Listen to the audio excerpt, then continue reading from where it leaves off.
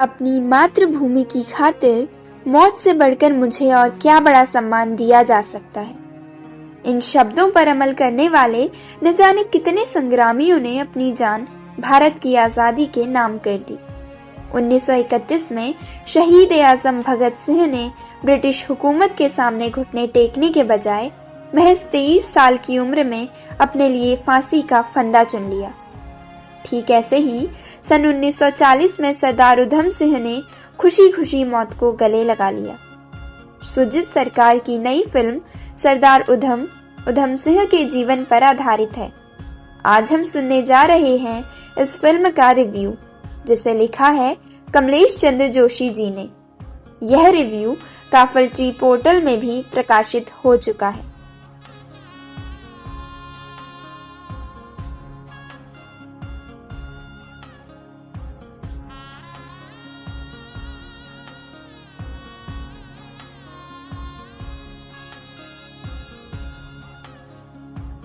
दर्द भरी खूबसूरत कहानी सरदार उधम सिंह। माइकल ओडॉयर को गोली मारने के बाद उधम सिंह को ब्रिटिश जेल में जिस तरह की यातनाएं दी गई, उसके बारे में सोचकर भी किसी की रूह कांप जाए। लेकिन उधम सिंह मानो मौत का कफन बांधकर ही ओडॉयर को मारने ब्रिटेन गए थे।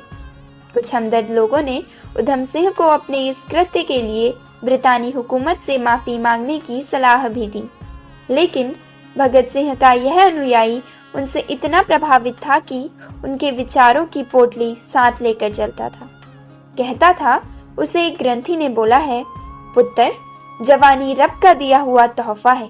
अब ये तेरे ऊपर है, तू इस तोहफे को जाया करता है या इसको कोई मतलब देता है। जिस तरह का नरसंहार उधम सिंह ने जलियांवाला बाग में देखा और महसूस किया, उससे उसकी जवानी को मतलब मिल गया, और वह मतलब था किसी भी कीमत में जलियांवाला बाग की घटना के लिए जनरल डायर का बचाव करने वाले और घटना को उचित ठहराने वाले माइकल ओडॉयर की मौत। उधम सिंह भेष बदल कर व जाली पासपोर्ट की मदद से जैसे तैसे ब्रिटेन पहुंचे और 21 साल के लंबे इंतजार के बाद उन्हें ब्रिटिश कैक्सटन हॉल में जलियांवाला बाग नरसंहार के बचाव में भाषण दे रहे ओडॉयर को मारने का मौका मिल ही गया।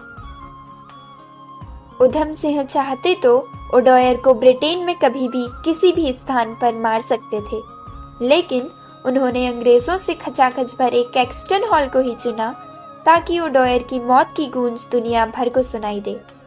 उधम सिंह के इस क्रांतिकारी कदम का इस्तकबाल पूरे भारत में हो और स्वतंत्रता संग्राम के लिए लड़ रहे दूसरे क्रांतिकारियों में एक नई ऊर्जा का संचार हो सके। यूं तो देश भर में भारतीय स्वतंत्रता संग्राम में शामिल कैदियों द्वारा अंग्रेजों से माफी मांगे जाने या न मांगे जाने जैसी बहस तेजी से चल रही है। कोई कुछ भी कहे, लेकिन ऐतिहासिक तथ्यों व साक्ष्यों को हम झुठला नहीं सकते। माफी मांगने का विकल्प तो उधम सिंह के पास भी था, लेकिन भगत सिंह की ही तरह उन्होंने भी फांसी के फंदे को ही चुना। उधम सिंह का नाम भारतीय स्वतंत्रता संग्राम के इतिहास में वीर उधम सिंह के नाम से दर्ज है, लेकिन कम लिखे जाने के कारण उनकी लोकप्रियता भगत सिंह सरीखी नहीं रही। सुजीत सरकार ने उधम सिंह को लेकर सरदार उधम नाम से अपनी ड्रीम फिल्म बनाई है, जिसमें उनकी क्रांतिकारी जिंदगी के तमाम पहलुओं को शानदार तरीके से फिल्माया गया है। अमेज़न प्राइम के OTT प्लेटफॉर्म पर रिलीज हुई इस फिल्म को देखने के बाद दर्शक उधम सिंह की जिंदगी के तमाम अनछुए पहलुओं से रूबरू हो सकेंगे। बॉलीवुड में अक्सर बायोपिक के नाम पर परोसी जाने वाली मसाला फिल्मों के इतर सरदार उधम एक ऐसी फिल्म है जो सधी हुई कहानी व असल घटनाओं के आधार पर और उसके इर्द गिर्द घूमती है। फिल्म को देखकर लगता ही नहीं कि वह वर्तमान में चल रही है।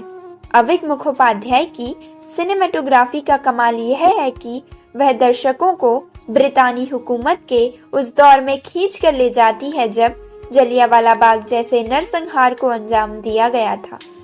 फिल्म का एक एक फ्रेम इतना दमदार है कि वह किसी यथार्थ से कम नहीं लगता।